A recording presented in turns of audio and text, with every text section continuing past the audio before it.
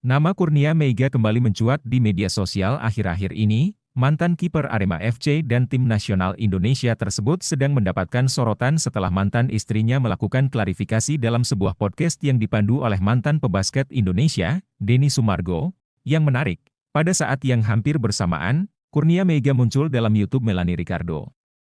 Melanie sempat bertanya apakah Ega suka menenggak alkohol sehingga membuat kebutaan seperti saat ini. Lantas apa sebenarnya yang terjadi pada Kurnia Meiga? Apa yang menyebabkan matanya menjadi tidak bisa melihat lagi? Apakah benar gaya hidup alkoholik dapat membuat buta? This is the true story of it.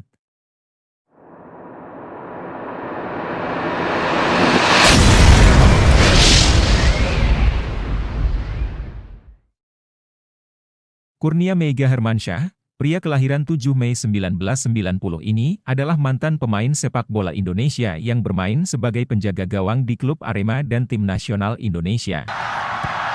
Dan masuk 1-1. Meiga hanya bermain untuk Arema selama masa karir profesionalnya.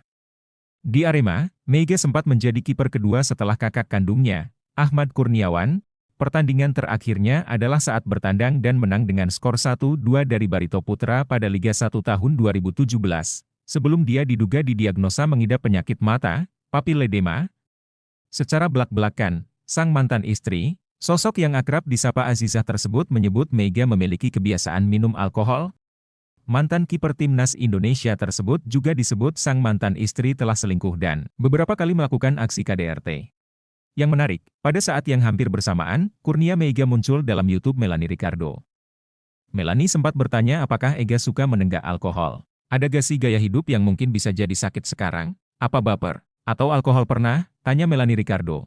Alkohol tidak munafik pernah, tapi bukan yang rutin tiap hari. Kalau narkoba tidak bisa di timnas ada pengecekan, jadi tidak mungkin, jelasnya. Dalam kasus seperti Kurnia Meiga, apakah minuman beralkohol bisa memberi efek buruk pada tubuh? Apakah alkohol menyebabkan buta? Mengonsumsi minuman beralkohol berlebihan dapat menyebabkan masalah penglihatan, termasuk kebutaan. Minuman alkohol bisa menyebabkan buta atau kehilangan penglihatan secara total. Kebutaan adalah efek jangka panjang akibat rutin minum alkohol atau mengonsumsinya secara berlebihan. Kebutaan terjadi karena alkohol dapat mempercepat penuaan anatomi mata, termasuk lensa, retina, dan saraf optik. Sebelum mengalami kebutaan, ada beberapa gangguan penglihatan yang dirasakan penderita, antara lain, mata kering, reaksi tertunda antara mata dan otak sehingga menyebabkan penglihatan terganggu, penurunan kemampuan pupil mata merah karena pembesaran pembuluh darah, sakit kepala, atau migrain buta warna total, degenerasi makula yang akhirnya mengakibatkan kebutaan. Sebagai informasi, jenis alkohol yang punya potensi besar menyebabkan kebutaan adalah metanol, CH3O. Metanol sering ditemui pada alkohol racikan atau biasa dikenal sebagai oplosan. Dikutip dari Hermina Hospitals, metanol dapat menyebabkan peradangan dan kematian jaringan sistem saraf yang bisa menyebabkan kebutaan dan kelumpuhan. Dalam kasus yang berat, metanol bisa mengakibatkan henti jantung hingga mengancam jiwa atau menyebabkan kematian. Efek jangka pendek minum alkohol selain menyebabkan buta, yaitu penglihatan kabur atau tidak fokus, penglihatan ganda, buta warna, lebih peka terhadap cahaya gerakan mata yang tidak normal. Dilansir dari Medical News Today, efek jangka pendek akibat minum alkohol kemungkinan disebabkan karena kandungan alkohol dapat memengaruhi sistem saraf pusat. Selain menyebabkan masalah mata hingga kebutaan, minuman beralkohol juga memicu risiko berbagai penyakit, seperti gangguan pencernaan, radang pankreas, penyakit hati, kanker, malnutrisi atau defisiensi vitamin, osteoporosis, dan penyakit kardiovaskular. Dengan berbagai macam resiko dan akibat dari meminum minuman alkohol tersebut, untunglah Allah Subhanahu wa Ta'ala melarang meminum alkohol yang memabukkan.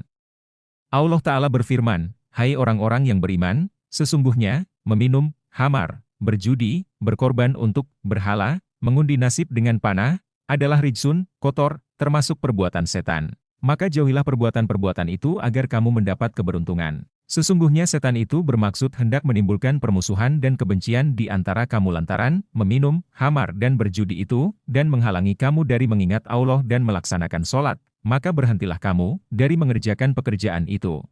Al-Quran Surah Al-Maidah ayat 90 hingga 91. Serta larangan atas hal tersebut melalui hadis Nabi Shallallahu Alaihi Wasallam dari Abdullah bin Umar radhiyallahu anhuma, Nabi Shallallahu Alaihi Wasallam bersabda, Allah melaknat khamar, orang yang meminumnya, orang yang menuangkannya, penjualnya, pembelinya, orang yang memerasnya, orang yang mengambil hasil perasannya, orang yang mengantarnya, dan orang yang meminta untuk diantarkan. Hadis riwayat Abu Daud, nomor 3674 dan Ibnu Majah, nomor 3380. Di Malang saya. Oke. Terus habis itu tiba-tiba pulang dari Barito dari Banjarmasin, saya pulang acara anak, ulang tahun, terus sakit. Dan langsung penglihatan seperti ini atau pelan-pelan? Oh langsung, kayak tirai dok, 1, 2, 3. Kayak ditutup sih. Tutup buka, terus tutup 1 kali. Dan tidak bisa melihat lagi? Tidak bisa. Dari saat itu sampai? Saat ini.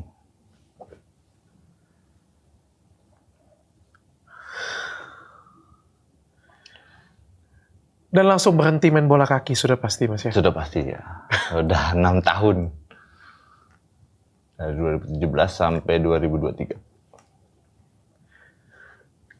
Gimana perasaannya pada waktu itu Mas? Saya sebenarnya nggak perlu saya tanyain sih Mas ya, tapi boleh nggak sharing dengan kita, apalagi Kurnia Mega kan salah satu pemain terbaik, salah satu lini terbaik di Indonesia, anak bangsa yang kita punya ya, untuk main bola kaki yang luar biasa. Tiba-tiba seperti ada sesuatu yang direnggut dari dalam diri kamu.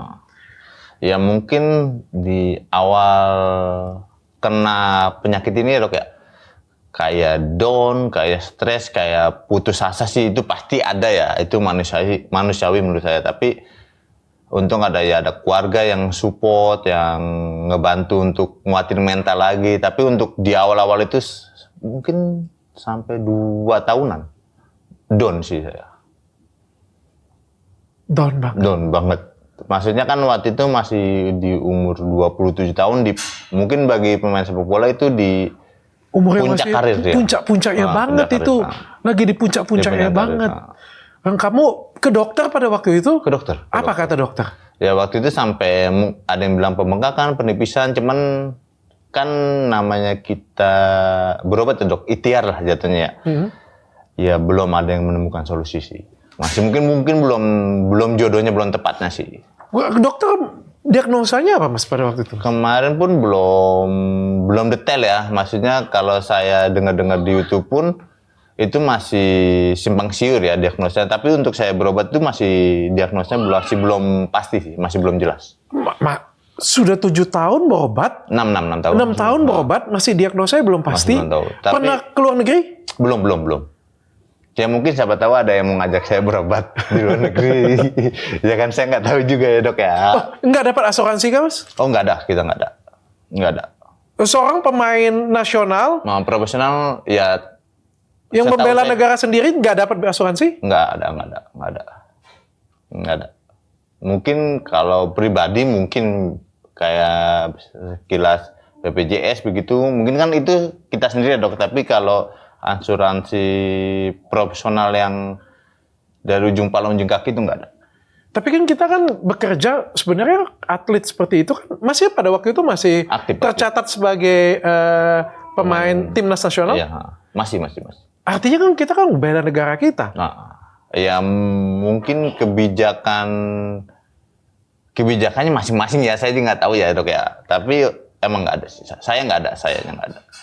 Pada waktu itu tidak ada, bahkan sampai detik ini juga tidak ada kayak pensiun atau apa kayak gitu punya. Tidak ada deh. Jadi semua murni biaya pribadi. Pribadi. Mungkin di awal aja sih dibantu sama manajemen Arema di awal aja ya. Tapi untuk saat ini alhamdulillah udah dibantu Bapak Ketua Umum Pak Erik sih. Pak Erick Thohir datang untuk membantu. Sudah nyata? Sudah nyata. Apa bantuan apa yang? Alhamdulillah sudah merenovasi rumah, membantu Princess Magu-Magu, terus kemarin itu ke RS Pertamina sudah menjembati sih. Pak Erick Thohir, saya kemarin ada lihat postingan beliau.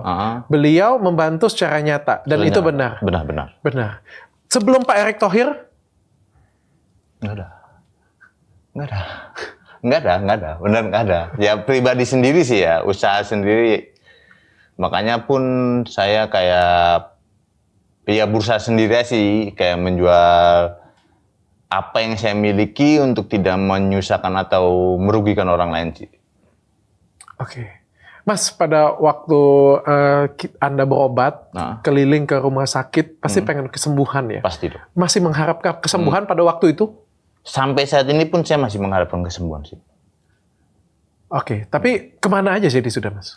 Sudah ke SPP, udah ke rumah sakit Gatot Subroto, waktu itu Smeka, Hermina, Jakarta Center sudah ditembus semua sih dok sebetulnya. Ya cuman mungkin belum dikasih kesembuhan nama yang di atas ya sama Tuhan, belum. Saya juga belum tahu sih. Alternatif juga saya lakuin sih. Alternatif juga dilakuin. Kenapa? Alternatif apa ini?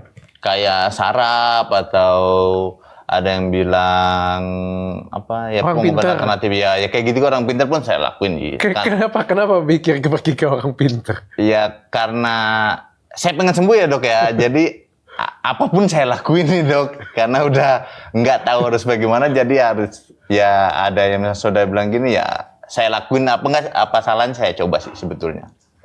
Pergi kemana tuh jadi mas? Kemana-mana sih saya udah kemana-mana sih, udah kemana-mana. Apa ini dukun berarti konteksnya? Ya ke orang pintar ya, sempat ke orang pintar, ke alternatif yang saraf-saraf. Apa kata mereka? Anda didukun di negara tetangga gitu supaya?